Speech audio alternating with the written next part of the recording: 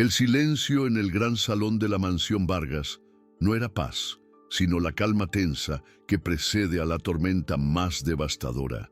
Era un silencio espeso, cargado de crueldad, que se adhería a los opulentos cortinajes de terciopelo y a los fríos mármoles italianos que cubrían el suelo.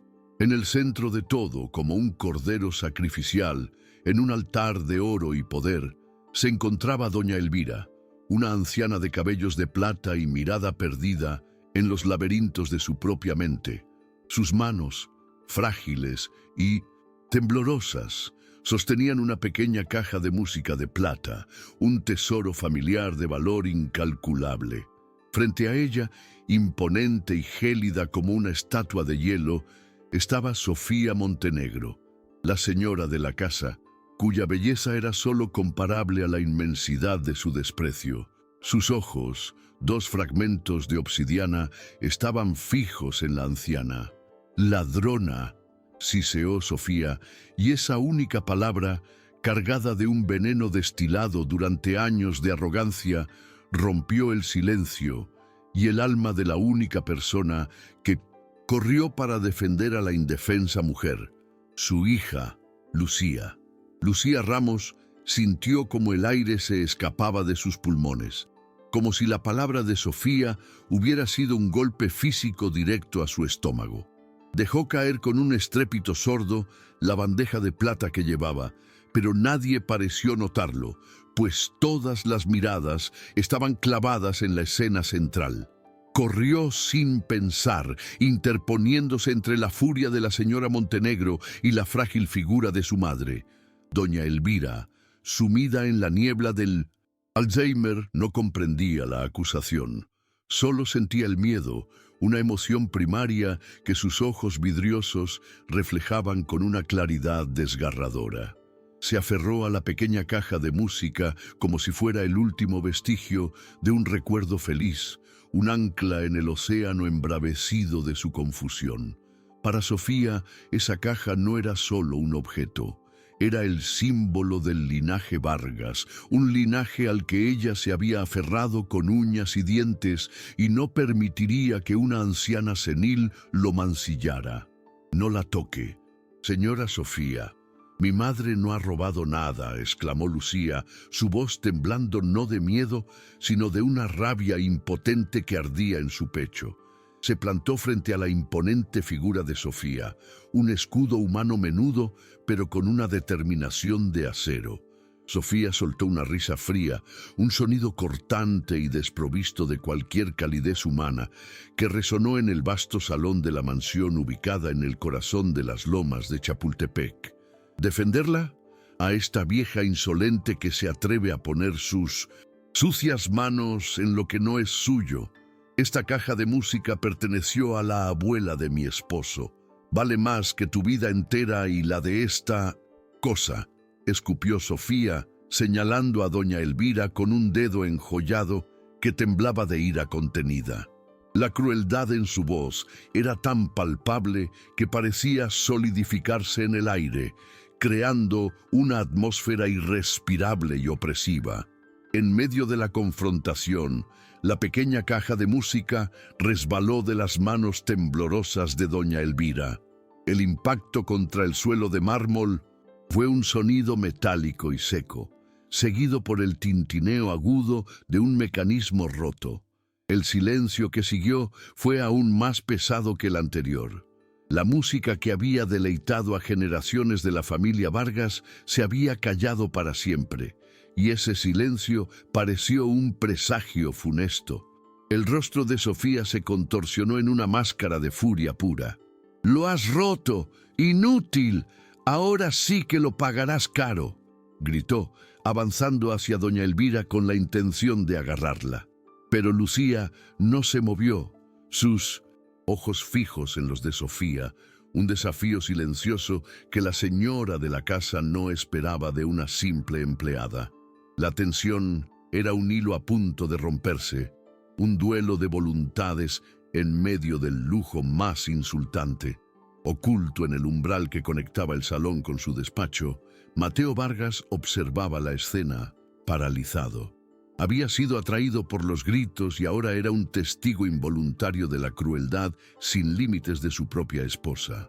Mateo era un hombre acostumbrado al mundo implacable de las finanzas, a las decisiones frías y calculadas, pero la imagen de Sofía humillando a una anciana indefensa y la valiente defensa de la joven empleada le revolvió algo en el interior, una conciencia que creía dormida bajo capas de pragmatismo y éxito. Vio la fragilidad de doña Elvira y la feroz lealtad en los ojos de Lucía, y por primera vez en mucho tiempo sintió una profunda y amarga vergüenza. La opulencia de su hogar, los cuadros de valor incalculable y los muebles de diseño, de repente le parecieron vacíos y grotescos, un escenario para la más baja de las miserias humanas. «¡Fuera! ¡Las dos! ¡Fuera de mi casa ahora mismo!», sentenció Sofía, su voz alcanzando un nivel de histeria que helaba la sangre. «No solo estás despedida, Lucía. Me encargaré personalmente de que no vuelvas a encontrar trabajo en toda la Ciudad de México. Tu nombre será sinónimo de ladrona y el de tu madre, de una plaga». La amenaza era clara y brutal. Para una mujer como Sofía, con una red de contactos que se extendía por toda la élite de la ciudad, cumplir esa promesa era tan fácil como respirar. Lucía sintió un escalofrío recorrer su espalda. Sabía que no era una amenaza vacía. Perder ese trabajo significaba perder el techo, la comida, el acceso a los pocos cuidados que podía ofrecerle a su madre. Pero al mirar el rostro asustado de doña Elvira, supo que ninguna amenaza era lo suficientemente grande como para hacerla retroceder. Con una dignidad que parecía nacer de las profundidades de su alma, Lucía ayudó a su madre a levantarse. No derramó ni una lágrima, negándose a darle a Sofía la satisfacción de verla rota. «Vámonos, mamá», susurró con una suavidad que contrastaba violentamente con la estridencia de Sofía. Mientras caminaban hacia la gran puerta de roble, cada paso era una declaración de principios. Pasaron junto a los restos de la caja de música, un símbolo de la destrucción que acababa de ocurrir. Mateo, aún oculto, sintió un impulso irrefrenable de intervenir, de detener esa injusticia flagrante, pero algo lo detuvo: su cobardía, la costumbre de evitar las confrontaciones con su temperamental esposa. No lo sabía, pero el peso de su inacción cayó sobre sus hombros como una losa de plomo, un remordimiento que sabía que lo perseguiría. Al cerrar la pesada puerta detrás de ellas, el mundo de Lucía se redujo a la dura realidad del asfalto y la incertidumbre. El sol de la tarde en la Ciudad de México le pareció hostil, indiferente a su dolor. Doña Elvira, ajena a la magnitud de la catástrofe, solo murmuraba palabras inconexas, fragmentos de recuerdos de una vida que se desvanecía. Lucía la abrazó con fuerza, sintiendo el frágil cuerpo de su madre contra el suyo, y en ese abrazo encontró la única certeza que le quedaba. Mientras estuvieran juntas, encontraría la manera de seguir adelante. No sabía cómo ni a dónde irían, pero la imagen de la sonrisa maliciosa de Sofía se grabó en su mente como un juramento. No la derrotarían. Lucharía por la dignidad de su madre hasta su último aliento, aunque tuviera que enfrentarse al mundo entero. Dentro de la mansión, una vez que la puerta se cerró, Sofía se giró hacia Mateo, quien finalmente había salido de su escondite. Su rostro ya no mostraba furia, sino una fría satisfacción, como un depredador que ha marcado su territorio. «¿Ves, querido? Hay que poner a esta gente en su lugar de vez en cuando. Se les olvida para quién trabajan», dijo, arreglando su impecable vestido de diseñador. Mateo la miró, pero por primera vez no vio a la mujer elegante y sofisticada con la que se había casado. Vio a una extraña, a un ser lleno de una oscuridad que lo repelía. No dijo nada, pero su silencio fue más elocuente que cualquier palabra. Se acercó a los restos de la caja de música y entre los fragmentos de plata vio algo más, un pequeño pañuelo de encaje, viejo y deshilachado, con unas iniciales bordadas que no reconoció. Mateo recogió el pañuelo con cuidado. Las iniciales Bebe estaban bordadas con un hilo, que alguna vez fue dorado, ahora desvaído por el tiempo. No pertenecían a doña Elvira, cuyo apellido era distinto, ni a ninguna otra empleada. Un escalofrío inexplicable le recorrió la espalda. La versión de Sofía, la de una simple ladrona, comenzaba a desmoronarse en su mente. La imagen de la defensa apasionada de Lucía, la inocencia palpable en la mirada perdida de la anciana, nada encajaba. Ese pañuelo no era una simple pieza de tela, era una pregunta, una anomalía en la narrativa perfecta de Minzo Besum, su esposa. Se guardó el pañuelo en el bolsillo, sintiendo su textura frágil contra sus dedos. En ese momento, una semilla de duda fue plantada en su mente, una semilla que estaba destinada a crecer hasta derribar los muros de mentiras que rodeaban su vida. Esa noche Mateo no pudo dormir. El silencio de la mansión ya no le parecía pacífico, sino cómplice. Cada sombra parecía ocultar un secreto. Cada crujido del suelo de madera era un eco de la injusticia que había presenciado. Se levantó y fue a la biblioteca, un santuario de conocimiento y de la historia de su familia. Comenzó a buscar en los viejos álbumes de fotos, en los diarios de su padre, un hombre poderoso y reservado que había muerto hacía años. Buscaba algo, cualquier cosa, que pudiera explicar el extraño sentimiento que lo embargaba. La imagen de doña Elvira, frágil y desamparada, se superponía a las fotografías de su propia familia, y una pregunta incómoda comenzó a formarse en su mente. ¿Qué otras verdades se escondían en 1900? Las sombras de la impecable historia de los Vargas. Mientras Mateo comenzaba su búsqueda sigilosa de la verdad, Lucía y doña Elvira enfrentaban la primera noche de su nueva vida. Con el poco dinero que Lucía tenía ahorrado, alquilaron un pequeño cuarto en Iztapalapa, un barrio vibrante pero implacable, a un mundo de distancia del lujo de las lomas. Las paredes desnudas y el foco solitario que colgaba del techo eran un testimonio brutal de su caída. El ruido incesante de la ciudad se filtraba por la ventana sin cortinas, un recordatorio constante de su vulnerabilidad. Lucía acostó a su madre en la única cama, cubriéndola con su propio suéter para protegerla del frío de la noche. Se sentó en una silla de madera, vigilando el sueño inquieto de su madre, y sintió el peso del mundo sobre sus hombros. El miedo era un nudo en su garganta, pero la determinación era un fuego en su corazón. Los días siguientes fueron una prueba de resistencia. Lucía aceptó cualquier trabajo que pudo encontrar. Lavar ropa ajena, limpiar pisos en un pequeño restaurante, vender dulces caseros en una esquina. Sus manos, antes dedicadas al cuidado de los delicados objetos de la mansión Vargas, se volvieron ásperas y callosas. El cansancio se convirtió en su compañero constante, pero cada moneda que ganaba era una pequeña victoria, un paso más lejos del abismo de la desesperación. Por las noches le contaba historias a su madre, inventaba cuentos de reyes y reinas en castillos lejanos, tratando de construir un refugio de fantasía en medio de su cruda realidad. Doña Elvira, en sus momentos de lucidez, le sonreía, y esa sonrisa era todo el combustible que Lucía necesitaba para seguir luchando. En la mansión Vargas, Sofía notó el cambio en su esposo.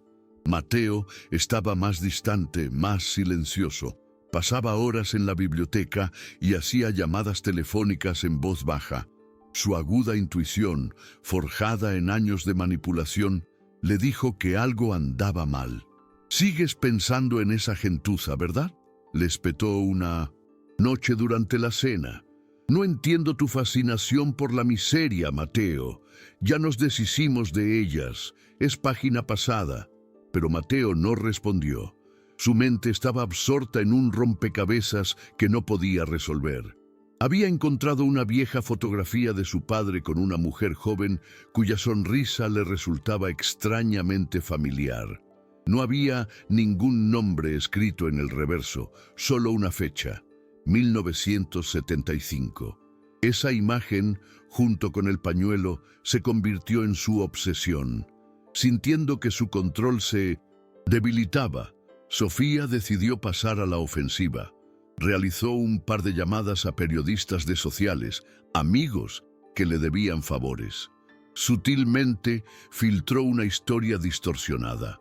Una empleada deshonesta y su madre, que fingía una enfermedad, habían intentado extorsionar a la venerable familia Vargas.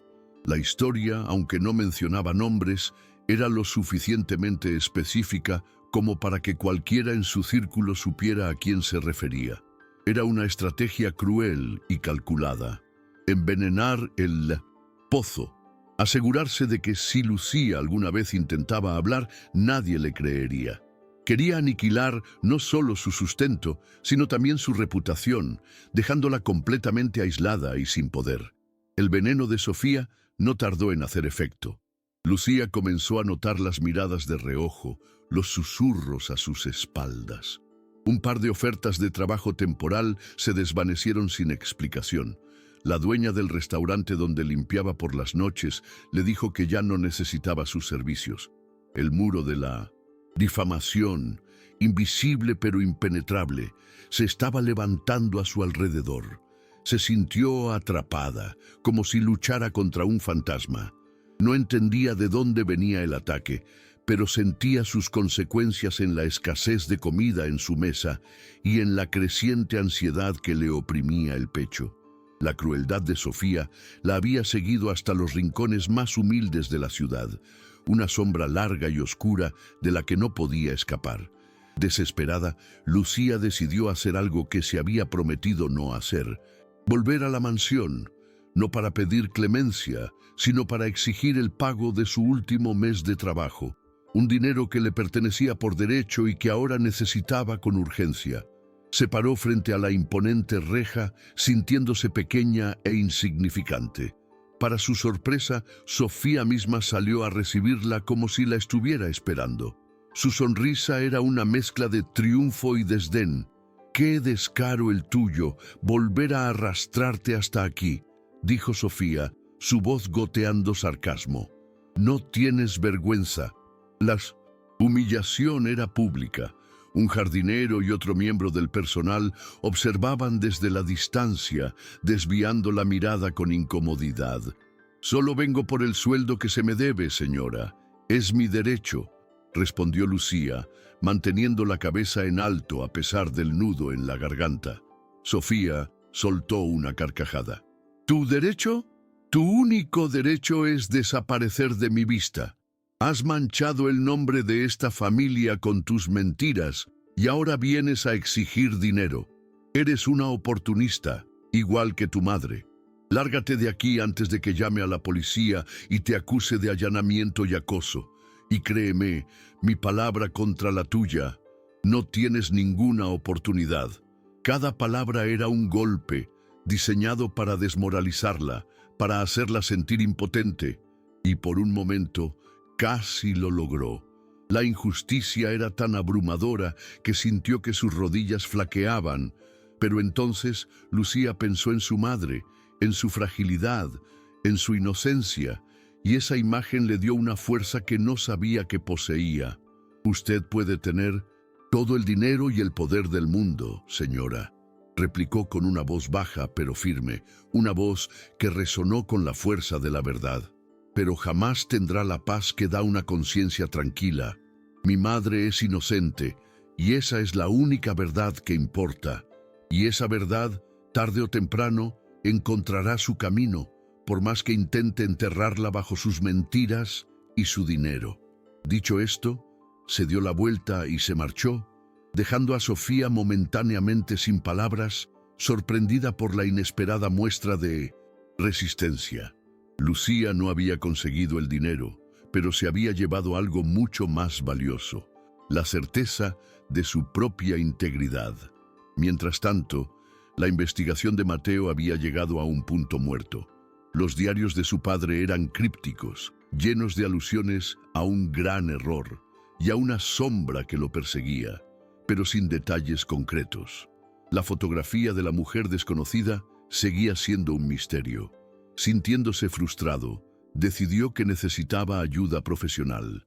Contactó a un investigador privado, un hombre mayor y discreto llamado Julián, conocido por su habilidad para desenterrar secretos familiares. Le entregó el pañuelo con las iniciales, una copia de la fotografía y le contó una versión editada de los hechos, omitiendo la participación de Sofía para no levantar sospechas. Necesito saber quién es esta mujer y qué conexión tiene con mi familia, le dijo, sintiendo que estaba a punto de cruzar un umbral sin retorno. Julián, el investigador, comenzó su trabajo con la meticulosidad de un artesano. Pasó semanas buceando en archivos polvorientos, registros civiles, censos antiguos e incluso los registros de hospitales psiquiátricos de la época. Las iniciales BV y la fecha de la foto eran sus únicas pistas. Al principio, el camino parecía un laberinto de callejones sin salida. Nombres comunes, direcciones que ya no existían, personas que habían desaparecido sin dejar rastro. Mateo llamaba todos los días, su impaciencia creciendo con cada informe negativo. Sentía que el tiempo se agotaba, que cada día que pasaba, Lucía y su madre sufrían una injusticia que él tenía el poder, pero aún no el conocimiento, para reparar. Una tarde, mientras Lucía regresaba a su cuarto después de una jornada agotadora, vio a su madre sentada junto a la ventana, tarareando una melodía suave y melancólica. Era una canción de cuna que Lucía nunca antes había escuchado. Le preguntó a su madre de dónde la conocía, pero doña Elvira solo sonrió, perdida en sus pensamientos. La melodía era extrañamente hermosa y se quedó grabada en la mente de Lucía. Era un pequeño momento de belleza en medio de la adversidad, un recordatorio de que incluso en la mente más fragmentada, la música y el amor podían encontrar un refugio. No le dio mayor importancia en ese momento, sin saber que esa simple canción de cuna era una llave, una pieza crucial del rompecabezas que atormentaba a Mateo Vargas. La llamada que cambiaría todo llegó una lluviosa tarde de martes. Julián, el investigador, sonaba diferente. Su voz contenía una mezcla de excitación y solemnidad. Señor Vargas, creo que tengo algo grande, dijo. Había rastreado los registros de un antiguo orfanato en las afueras de la ciudad, un lugar que había sido cerrado décadas atrás. Allí encontró la ficha de una niña abandonada en 1955. Con las iniciales VB. La descripción de la mujer que la entregó coincidía vagamente con la de su abuela, pero el verdadero descubrimiento fue una nota adjunta en el 1200. Archivo, una carta de una de las monjas que dirigían el lugar. La carta mencionaba que la niña, llamada Verónica, había sido reclamada años después por su padre, un hombre influyente y atormentado. El nombre Verónica resonó en la mente de Mateo como una campana. Recordó fragmentos de conversaciones de su infancia, susurros sobre una tía que había desaparecido, una hermana de su padre de la que nadie hablaba. Verónica Vargas, las iniciales del pañuelo. El corazón de Mateo comenzó a latir con fuerza. Siga buscando, Julián. Averigüe qué pasó con ella después de que mi abuelo la reclamara, ordenó, su voz tensa por la emoción. La posibilidad de que doña Elvira, la anciana humillada por su esposa, fuera en realidad su tía, la hermana perdida de su padre, era tan monumental, tan aterradora y a la vez tan esclarecedora que apenas podía procesarla. La injusticia que había presenciado ya no era solo un acto de clasismo, era una atrocidad familiar. Julián continuó tirando del hilo y lo que descubrió fue aún más oscuro. Verónica Vargas había sido internada en una institución mental privada poco después de ser reclamada por su padre. El diagnóstico: una forma temprana y agresiva de demencia, lo que hoy se conocería como Alzheimer. El abuelo de Mateo, un hombre obsesionado con la imagen y el legado de la familia, no pudo soportar la vergüenza de tener una hija con una enfermedad mental. La mantuvo encerrada, oculta del mundo.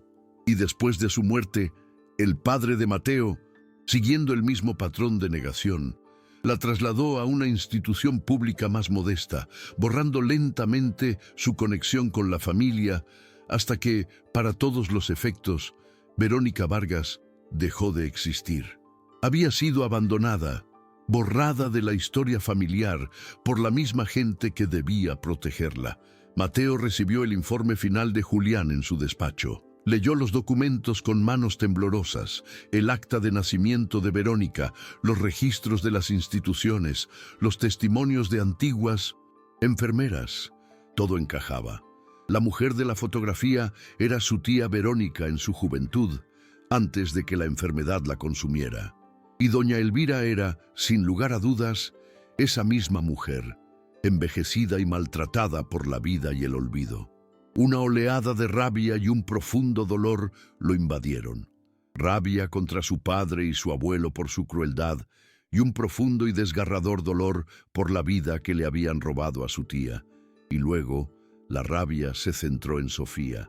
Su esposa no solo había humillado a una empleada, había humillado a su propia tía, a la sangre de su sangre sin saberlo.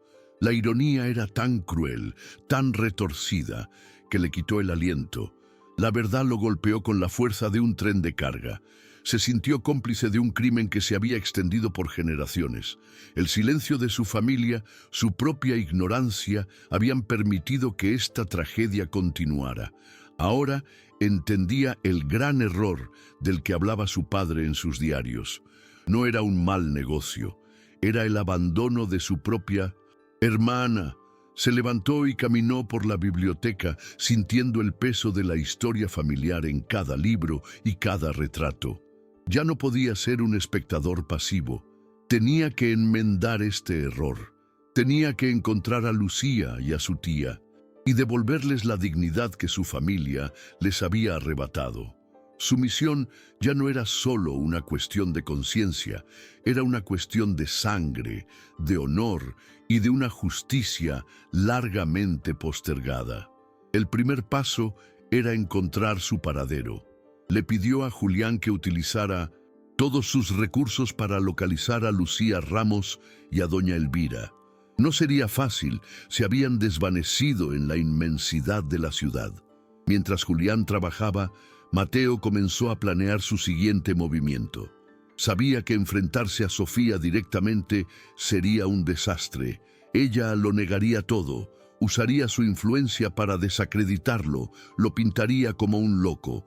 Necesitaba pruebas irrefutables y un escenario donde la verdad no pudiera ser ignorada.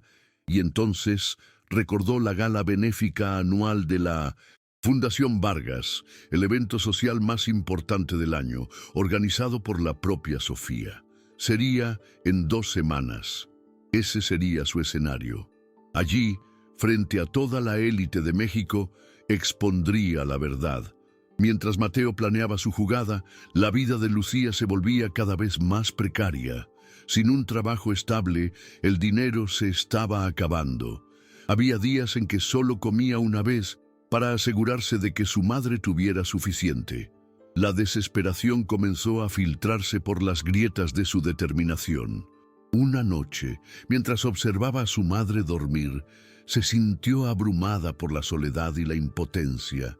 ¿Cómo podía seguir luchando contra un enemigo invisible y todopoderoso? Consideró rendirse, buscar ayuda en alguna institución pública, pero la idea de separarse de su madre, de dejarla en manos de extraños, era más aterradora que el hambre. Se aferró a la esperanza, una pequeña llama parpadeante en la oscuridad, de que algo cambiaría, de que encontraría una salida. Julián finalmente encontró a 100%. Lucía. Había sido un trabajo arduo, siguiendo pistas vagas, hablando con gente en los barrios bajos, hasta que un vendedor ambulante reconoció la foto de doña Elvira. Julián observó desde la distancia durante un día entero, confirmando su identidad y viendo con sus propios ojos la devoción con la que Lucía cuidaba de su madre. Le informó a Mateo de su ubicación, junto con un detalle que lo dejó helado. Estaban a punto de ser desalojadas por no poder pagar el alquiler del modesto cuarto.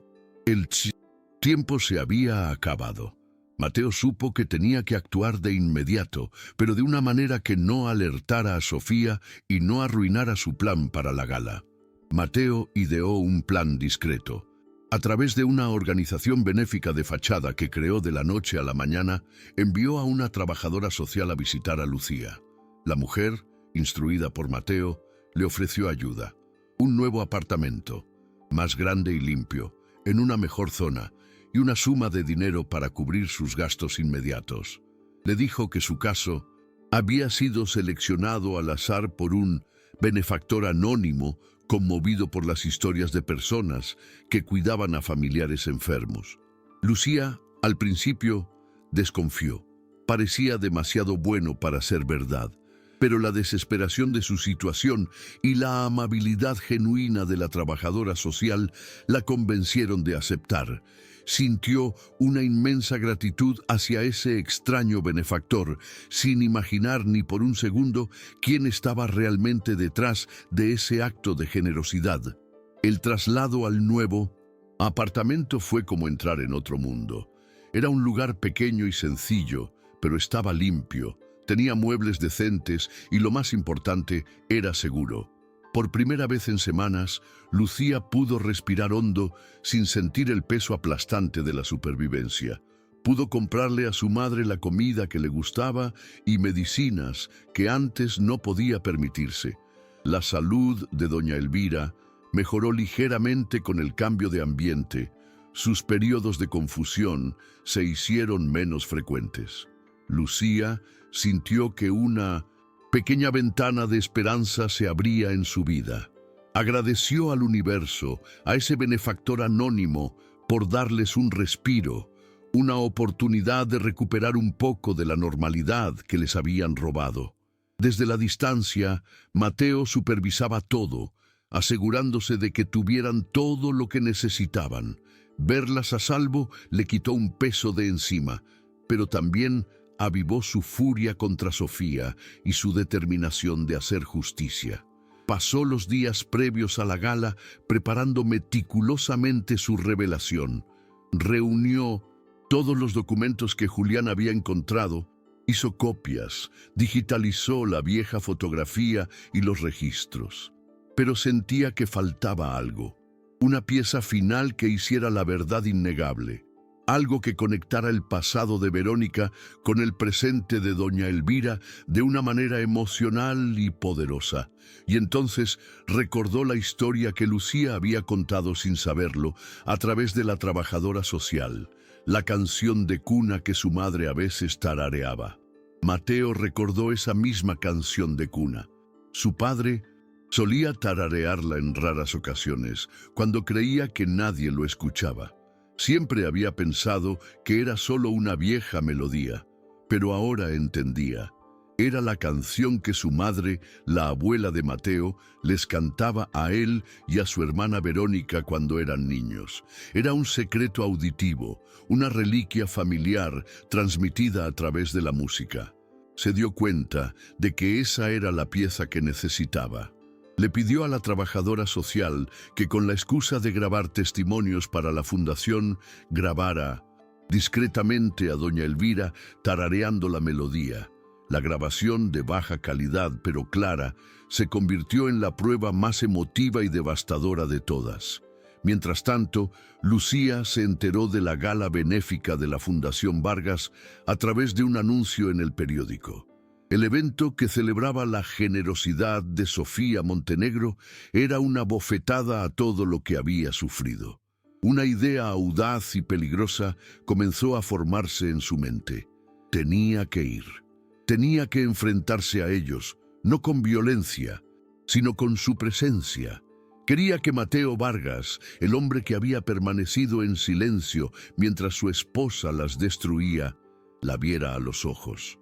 No sabía qué lograría con ello, pero sentía que no podía quedarse de brazos cruzados mientras su verdugo era celebrado como una santa. Comenzó a buscar la manera de entrar, sabiendo que sería casi imposible. El día de la gala llegó. La Ciudad de México vibraba con la expectación del evento. El Palacio de Bellas Artes, el lugar elegido para la celebración, estaba adornado con miles de flores y luces. La alfombra roja recibía a la élite del país, políticos, empresarios, celebridades. Y en el centro de todo, Sofía Montenegro, deslumbrante con un vestido de alta costura y joyas que brillaban como estrellas frías. Sonreía para las cámaras, personificando la caridad y la elegancia, completamente ajena a la tormenta que estaba a punto de desatarse sobre su cabeza. Creía que había ganado, que había aplastado a sus insignificantes enemigos y consolidado su posición como la reina indiscutible de la sociedad mexicana. Lucía logró su objetivo. A través de una antigua compañera que trabajaba en la empresa de catering, consiguió un uniforme de camarera y una credencial de acceso. Su corazón latía con una fuerza desbocada mientras se movía entre los invitados, llevando bandejas y tratando de pasar desapercibida. El lujo que la rodeaba era obsceno, una burla a la lucha diaria de millones de personas. Buscaba con la mirada a Mateo Vargas. Su objetivo lo vio a lo lejos, hablando con un grupo de empresarios. Su rostro era una máscara de calma, pero Lucía, que había aprendido a leer las emociones sutiles, notó una tensión en su mandíbula, una tormenta contenida en sus ojos. De repente, una voz gélida la sacó de sus pensamientos. «Pero mira a quién tenemos aquí. ¿No te cansas de humillarte?». Era Sofía. La había reconocido a pesar del uniforme. Su voz, aunque susurrada, estaba llena de un desprecio que quemaba. «No puedo creer tu descaro. ¿Infiltrarte en mi evento? ¿Qué buscas? ¿Robar las carteras de los invitados o buscar otra víctima para tus mentiras?». Sofía disfrutaba del momento, saboreando la oportunidad de una nueva humillación pública. Se giró hacia un grupo de sus amigas más cercanas y dijo en voz alta: «Queridas, les presento a la famosa extorsionadora de la que les hablé. Tenaz, ¿no creen? La basura siempre encuentra la manera de volver a salir a la superficie». Las miradas de los invitados se clavaron en 1900. Lucía. Los murmullos se extendieron como un reguero de pólvora. Sintió el calor de la vergüenza en sus mejillas. Sus manos temblaban tanto que la bandeja que sostenía se tambaleó peligrosamente. Por un momento quiso que la tierra se la tragara. La crueldad de Sofía era un arma precisa, diseñada para despojarla de toda dignidad. Estaba sola, rodeada de lobos, y su valiente plan, de repente, le pareció una locura suicida. Estaba a punto de darse la vuelta y huir cuando una voz firme y resonante cortó el aire, silenciando los murmullos y atrayendo la atención de todos. «Basta, Sofía». Era Mateo. Había cruzado el salón y ahora estaba de pie junto a ellas. Su voz no era un grito, pero tenía un peso, una autoridad que hizo que incluso Sofía se callara. Ignoró a su esposa y se dirigió a Lucía. Sus ojos no mostraban lástima, sino un profundo y sorprendente respeto. «Lucía, necesito que me escuches. Sé la verdad, toda la verdad», dijo en voz baja, pero con una intensidad que la dejó sin aliento. La sorpresa en el rostro de Lucía fue tan grande como la de Sofía. «¿Qué verdad? ¿Cómo podía saberlo?». La confusión y una pequeña y peligrosa chispa de esperanza lucharon en su interior. Sofía, recuperándose del shock inicial, intentó retomar el control. «Mateo, ¿qué estás haciendo? ¿Defendiendo a esta mujer?». «Ha perdido la cabeza», siseó, tratando de arrastrarlo lejos. Pero Mateo se mantuvo firme. tomó suavemente el brazo de Lucía y ante la mirada atónita de todos, la guió hacia el escenario principal, donde minutos antes Sofía había estado dando un discurso sobre la importancia de la compasión. «Discúlpenme todos por la interrupción», dijo Mateo, tomando el micrófono. «Mi esposa ha hablado de caridad y de justicia, y esta noche, en nombre de mi familia, se hará justicia». La sala entera se sumió en un silencio expectante. Los periodistas, olfateando el escándalo del siglo, se abalanzaron hacia el frente, sus cámaras listas para capturar cada momento. «Mi esposa», comenzó Mateo, su voz resonando en todo el Palacio de Bellas Artes, «les ha hablado de oportunistas y de personas que fingen enfermedades para aprovecharse de la buena fe de los demás. Y tiene razón, esas personas existen, pero esta noche ella ha señalado a la persona equivocada». Hizo una pausa, dejando que la tensión se acumulara. Sofía, de pie a su lado en el escenario, estaba pálida, su sonrisa congelada en una mueca de horror, mientras se daba cuenta de que había perdido el control de la situación. «La mujer a la que mi esposa acusó, humilló y expulsó de nuestra casa no es una ladrona, es una víctima de la crueldad, del olvido y del más terrible de los secretos familiares». En la pantalla gigante detrás del escenario, donde antes se proyectaba el logo de la Fundación Vargas, apareció una imagen. Era la fotografía en blanco y negro de 1975. Un joven y sonriente padre de Mateo junto a una mujer hermosa y llena de vida. «Esta mujer», continuó Mateo, «es mi tía, Verónica Vargas, la hermana menor de mi padre». Un suspiro colectivo recorrió la sala. El nombre era una leyenda en los círculos más antiguos de la élite, la joven heredera que había desaparecido trágicamente. Nuestra familia les dijo a todos que había muerto en un accidente, pero fue una mentira para ocultar una verdad que consideraban vergonzosa. Mi tía fue diagnosticada con una enfermedad degenerativa, lo que hoy conocemos como Alzheimer, y nuestra familia, en lugar de cuidarla, la abandonó. Y borraron de nuestra historia. La revelación fue una bomba. El murmullo se convirtió en un clamor de asombro y horror. Sofía se tambaleó, agarrándose al atril para no caer. «Es mentira. Está loco», balbuceó, pero su voz se perdió en el tumulto. Mateo entonces proyectó los documentos en la pantalla, el acta de nacimiento, los registros de las instituciones, uno tras otro, pruebas irrefutables de la historia que estaba contando. Y la mujer a la que mi esposa llamó ladrona, la mujer que ha vivido en la pobreza, cuidada solo por el amor inquebrantable de su hija, esa mujer, doña Elvira, es Verónica Vargas. Es mi tía, mi propia sangre. La conexión final fue tan impactante que la sala se quedó en un silencio sepulcral, un silencio de pura conmoción. «Sofía no lo sabía», continuó Mateo, su mirada fija en su esposa, una mirada que no contenía odio, sino una profunda y helada decepción. Pero su crueldad, su arrogancia y su total falta de compasión la llevaron a cometer el acto más atroz imaginable. Acusó a un miembro de su propia familia de robo, la humilló y la echó a la calle. Y ahora quiero que todos escuchen algo.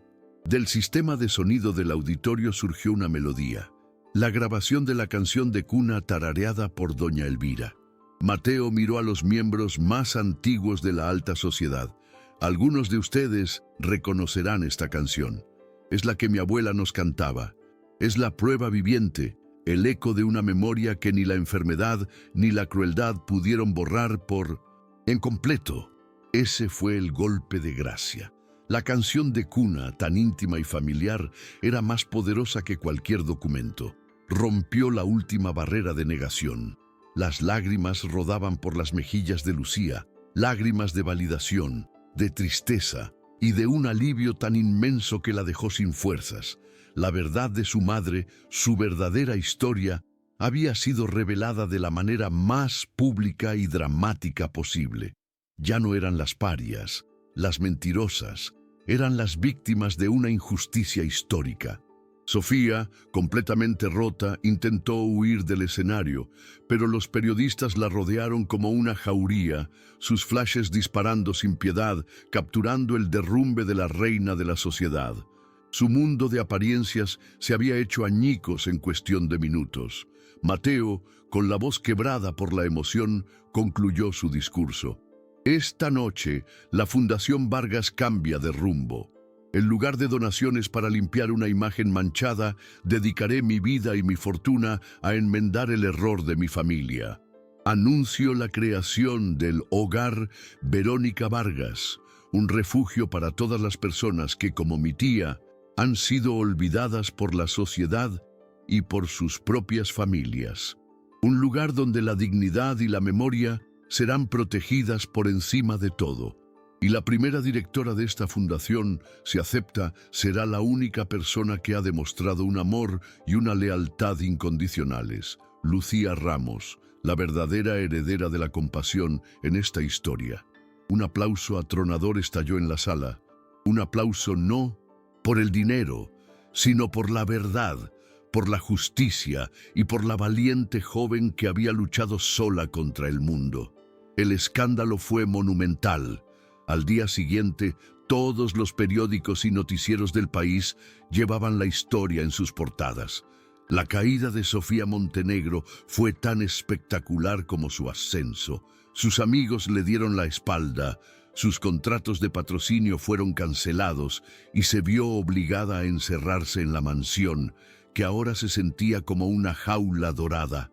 Mateo inició los trámites de divorcio de inmediato, cortando todos los lazos con la mujer que había revelado ser una extraña. Su imperio de mentiras se había derrumbado, dejándola sola con las ruinas de su propia arrogancia, un castigo mucho más severo que cualquier sentencia judicial. Lucía, abrumada por los acontecimientos, se reunió con Mateo al día siguiente. Se encontraron no como patrón y empleada, sino como dos personas unidas por una historia increíble y dolorosa. Gracias, fue lo único que Lucía pudo decir, su voz ahogada por la emoción. Gracias por creer en mí, por devolverle a mi madre su nombre. Mateo negó con la cabeza, sus ojos llenos de un arrepentimiento genuino. No, Lucía, soy yo quien debe agradecerte. Tú me abriste los ojos. Tu valentía me obligó a enfrentar la oscuridad de mi propia familia. Esto no es un regalo, es una deuda que nunca podré pagar por completo. En ese momento, en medio del dolor y la revelación, nació un vínculo entre ellos, un respeto profundo que era la semilla de algo más. El primer paso de Mateo fue trasladar a su tía, Verónica, a la mejor clínica privada de la ciudad, especializada en enfermedades neurodegenerativas. Por primera vez en décadas, recibió la atención médica adecuada. Rodeada de los mejores especialistas, Lucía estuvo a su lado en cada momento. Su presencia era el ancla constante en el mundo fluctuante de Verónica. Le mostró las viejas fotografías, le habló de su familia, de su pasado. En sus momentos de lucidez, Verónica parecía entender. Una lágrima silenciosa rodaba por su mejilla mientras miraba el rostro de su hermano en una foto, un destello de reconocimiento en las profundidades de su memoria perdida. El proceso de sanación, tanto para Verónica como para la familia Vargas, había comenzado. La construcción del hogar Verónica Vargas comenzó de inmediato. Mateo no escatimó en gastos. Contrató a los mejores arquitectos y especialistas para diseñar un centro que fuera un modelo de cuidado y compasión. No sería un asilo, sino un verdadero hogar. Lucía, como directora de la fundación, se sumergió en el proyecto con una pasión y una dedicación que asombraron a todos. Su experiencia personal, su profundo conocimiento de las necesidades de los pacientes y sus cuidadores, la convirtieron en la líder perfecta. Cada detalle del diseño, desde el color de las paredes hasta la disposición de los jardines terapéuticos, fue supervisado por ella, asegurando que el lugar tuviera el alma y la calidez que su madre nunca tuvo. El trabajo conjunto en la fundación acercó a Mateo y Lucía de una manera que ninguno de los dos esperaba. Pasaban largas horas juntos, planificando, discutiendo, compartiendo ideas. En esas conversaciones descubrieron mucho más que un objetivo común. Mateo descubrió en Lucía una fortaleza y una pureza de corazón que nunca había encontrado en el mundo superficial en el que vivía. Se sintió atraído por su autenticidad, por su capacidad de amar sin condiciones. Lucía, por su parte, vio, más allá del millonario arrepentido, descubrió a un hombre con un profundo sentido del honor, un hombre capaz de una gran ternura y de un compromiso inquebrantable con la justicia. El respeto mutuo comenzó a transformarse en un afecto profundo y silencioso. Un año después, el hogar Verónica Vargas abrió sus puertas. La inauguración fue un evento emotivo y discreto, muy diferente de las ostentosas galas de Sofía. Asistieron familias, médicos, voluntarios y periodistas que habían seguido la historia conmovidos. Verónica, sentada en una silla de ruedas, con Lucía a un lado y Mateo al otro, cortó la cinta inaugural. No entendía del todo la magnitud del evento, pero sonreía, una sonrisa serena que iluminaba su rostro. En su discurso, Mateo no habló de dinero, sino de redención. Esta casa, dijo, es un testimonio de que nunca es tarde para corregir un error y de que el amor de una hija puede mover montañas y despertar conciencias. La vida de Verónica en sus últimos años fue tranquila y digna, rodeada de cuidados y por primera vez del amor de una familia que la reconocía, encontró una paz que le había sido negada durante mucho tiempo. Murió 2 años después de la inauguración del hogar que llevaba su nombre, no en la soledad de una institución anónima, sino sosteniendo las manos de Lucía y Mateo. Su historia, antes un secreto vergonzoso, se convirtió en un legado de esperanza, un recordatorio poderoso de la importancia de la dignidad humana por encima de cualquier convención social o apellido.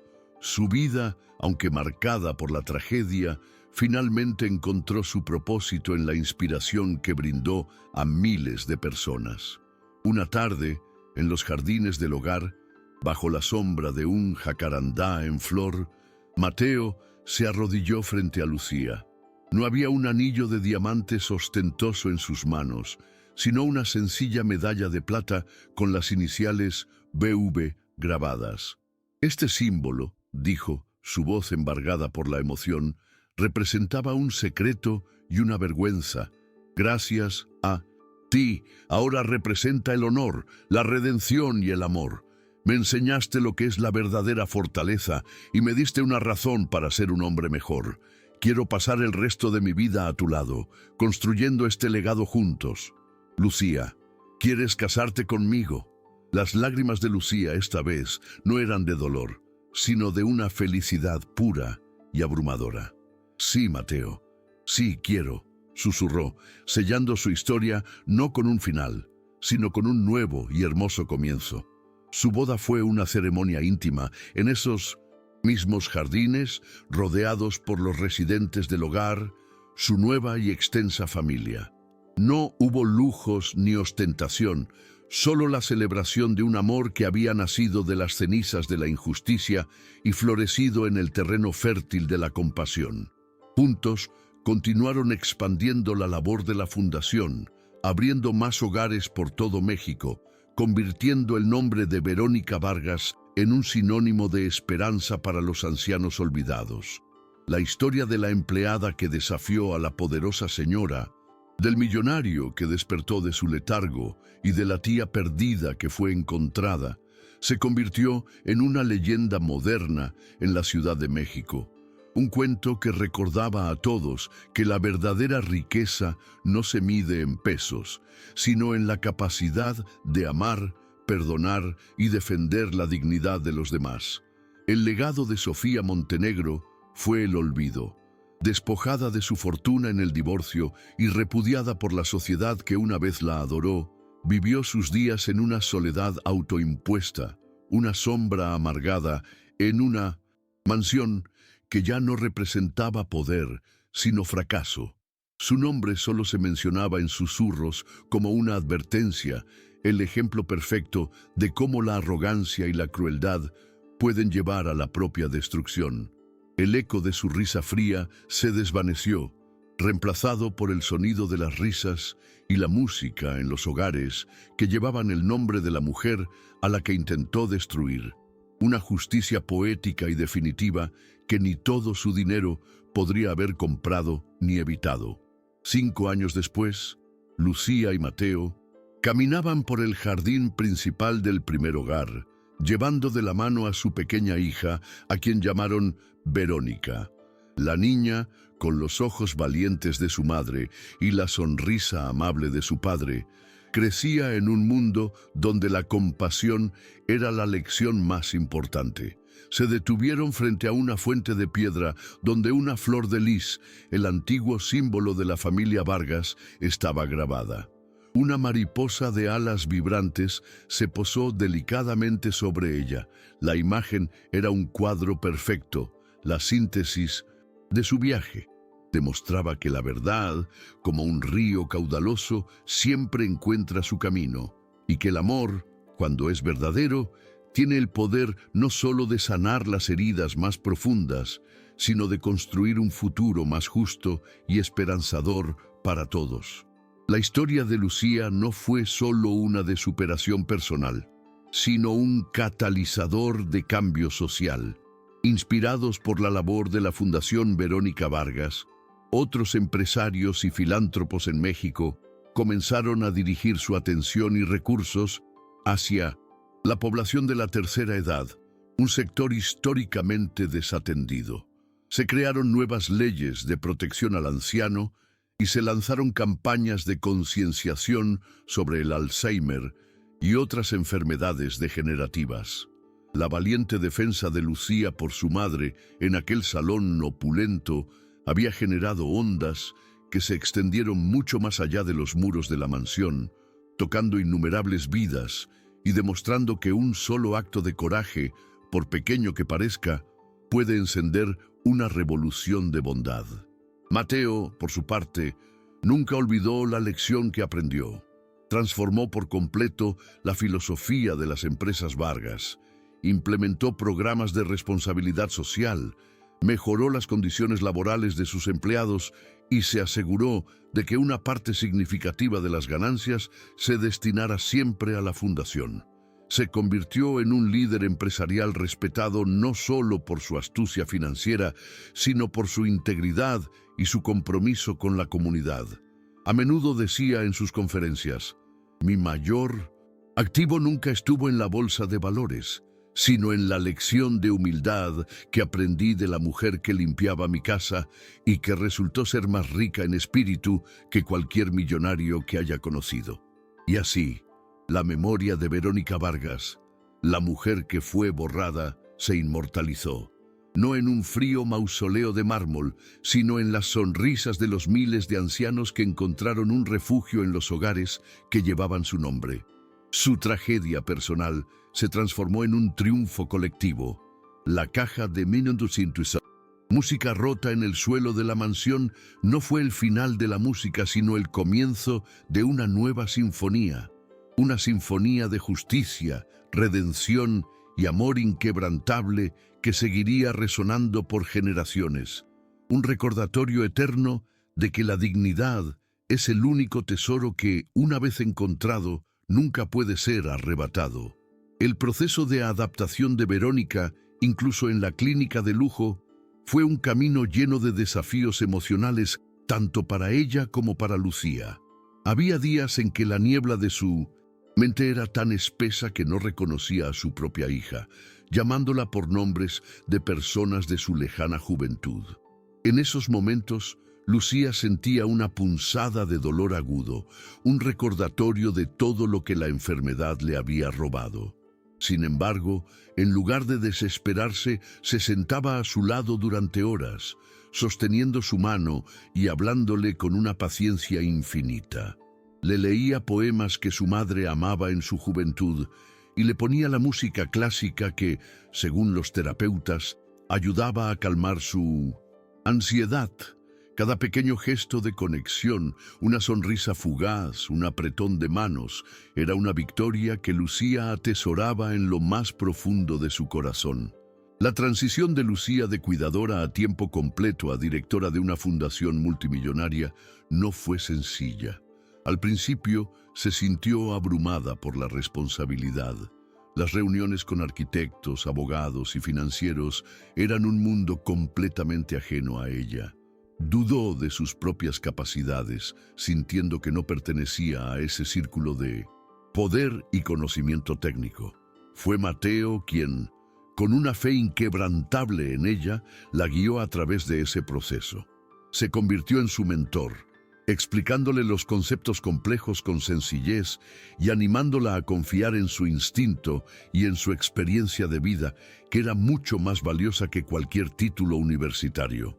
Poco a poco, Lucía encontró su voz, defendiendo sus ideas con una pasión y una claridad que sorprendieron a todos, demostrando que el liderazgo más efectivo nace de la empatía y la convicción.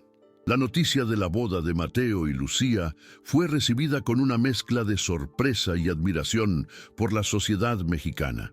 Algunos, los más cínicos, lo vieron como un cuento de hadas improbable, la historia de la Cenicienta moderna.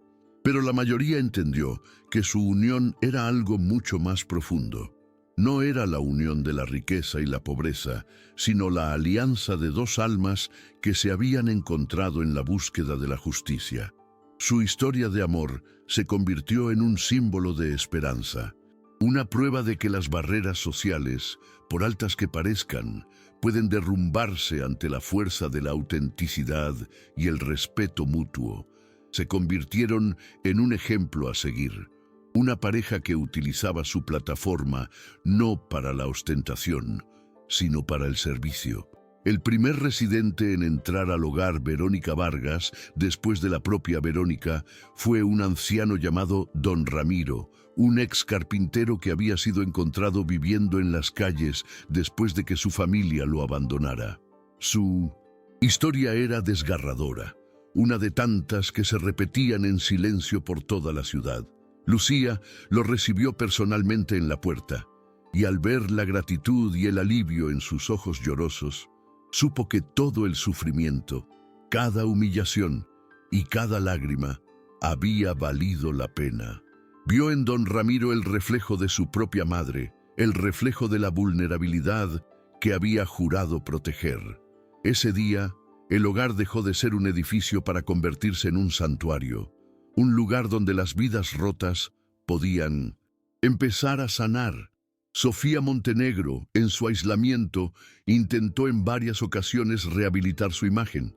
Contrató a costosos publicistas, intentó hacer donaciones anónimas que luego filtraba a la prensa y concedió entrevistas cuidadosamente guionizadas en las que se presentaba como una víctima de la manipulación de su esposo. Pero el daño era irreparable. La imagen de su rostro descompuesto en la gala, la evidencia irrefutable de su crueldad, estaban grabadas en la memoria colectiva del país. Cada intento de resurgir solo servía para recordarle al público su caída, convirtiéndola en una figura trágica y patética. Finalmente, se rindió y vendió la mansión de las Lomas, desapareciendo de la vida pública para siempre, un fantasma de un pasado opulento que ya no existía. La pequeña Verónica Vargas Ramos creció escuchando la historia de su abuela, no como una tragedia, sino como una epopeya de amor y resiliencia. Sus padres se aseguraron de que entendiera el verdadero significado de su nombre y el legado que representaba. A menudo la llevaban a los hogares de la fundación, donde jugaba con los residentes, escuchaba sus historias y aprendía desde muy joven el valor de la empatía. No creció rodeada del lujo superficial de la alta sociedad, sino de la riqueza real de las conexiones humanas. Estaba destinada a continuar la misión de sus padres, una nueva generación comprometida no con la acumulación de riqueza, sino con la distribución de la compasión. Con el tiempo, la historia de Verónica Vargas se convirtió en un caso de estudio en las universidades de ética y negocios. Se analizaba cómo el secretismo y la obsesión por la imagen de una familia pudieron causar tanto daño, y cómo la transparencia y la responsabilidad social, encarnadas por la nueva dirección de Mateo, podían no solo reparar el daño, sino también fortalecer una empresa. El modelo Vargas, como se le llegó a conocer, se basaba en la premisa de que el éxito financiero y la integridad moral no solo no eran mutuamente excluyentes, sino que estaban intrínsecamente ligados. El apellido Vargas, antes manchado por el escándalo, se convirtió en un sinónimo de redención y liderazgo consciente. Años después de la muerte de Verónica, Lucía encontró entre sus pocas pertenencias un pequeño diario. Las entradas eran de su juventud, antes de que la enfermedad avanzara. En sus páginas descubrió a una joven llena de sueños y de amor por la vida, una joven que amaba la música y la poesía.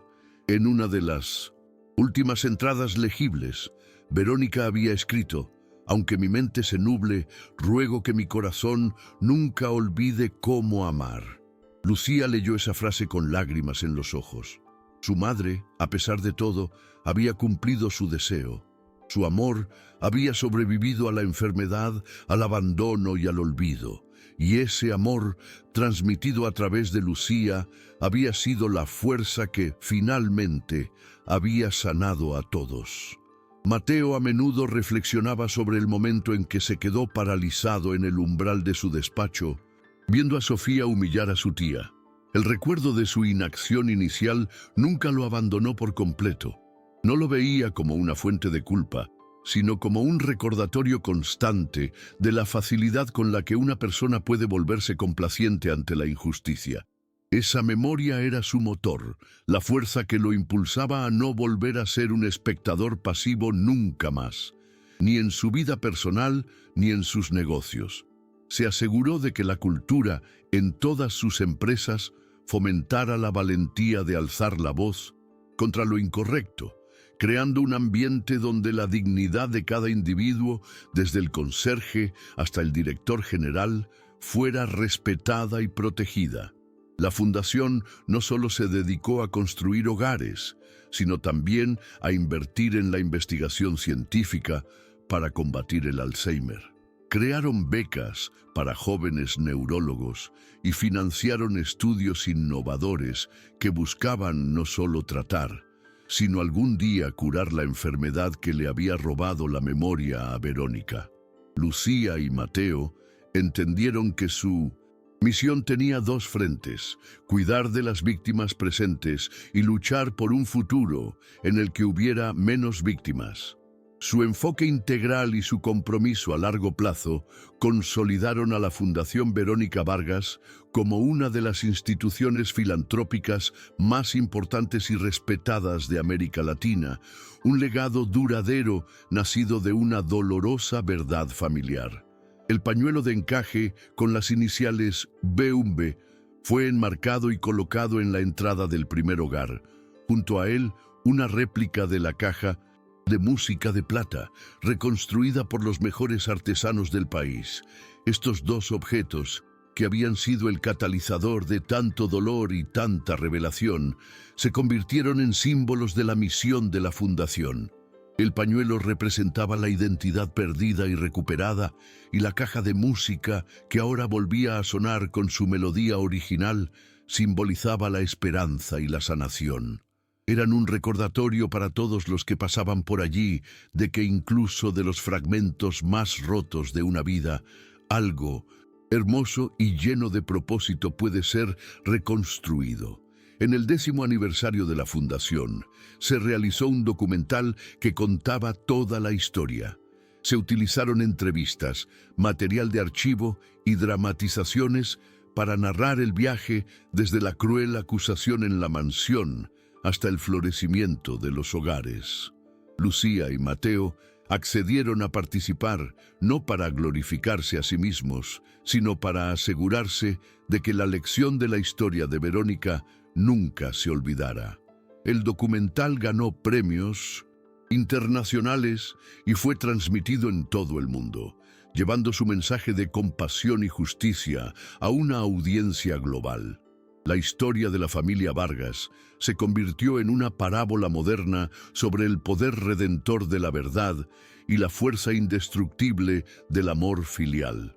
Lucía nunca perdió su humildad. A pesar de dirigir una organización masiva y de ser una figura pública respetada, seguía siendo la misma mujer que había luchado por la dignidad de su madre en la pobreza. A menudo se quitaba un traje de directora y pasaba tiempo en las cocinas de los hogares ayudando a preparar la comida, o se sentaba con los residentes escuchando sus historias con la misma atención y empatía que siempre había mostrado. Para ella, el verdadero trabajo no estaba en las salas de juntas, sino en el contacto humano, en el simple acto de hacer que alguien se sintiera visto, escuchado y amado. Esa era la esencia de su liderazgo y el verdadero corazón del legado de Verónica. Mateo encontró en su nueva vida una felicidad que nunca había conocido en su búsqueda de riqueza y éxito. Descubrió que la satisfacción de ver el alivio en el rostro de una familia que recibía ayuda era infinitamente mayor que la de cerrar un negocio millonario. Su amor por Lucía y su hija y su propósito compartido llenaron el vacío que había sentido durante tantos años. Se dio cuenta de que su padre y su abuelo, en su intento de proteger el honor de la familia, se habían perdido lo más importante: la oportunidad de cuidar, de amar y de ser verdaderamente humanos. Mateo rompió ese ciclo, asegurándose de que el futuro de la familia Vargas se construyera sobre una base de compasión, no de orgullo. Y así, la historia que comenzó con un acto de crueldad en un salón lleno de opulencia, concluyó en un jardín lleno de vida, con el sonido de la risa de un niño y la melodía suave de una vieja canción de cuna. Demostró que la justicia puede tardar, pero llega, que la verdad, por más profundamente que se entierre, siempre lucha por salir a la luz, y que el amor, en su forma más pura y desinteresada, es la fuerza más poderosa del universo, capaz de transformar el dolor en propósito, la vergüenza en honor y una historia de olvido en un legado de esperanza eterna. El eco de la dignidad de Verónica Vargas, amplificado por la voz de su valiente hija, resonaría para siempre.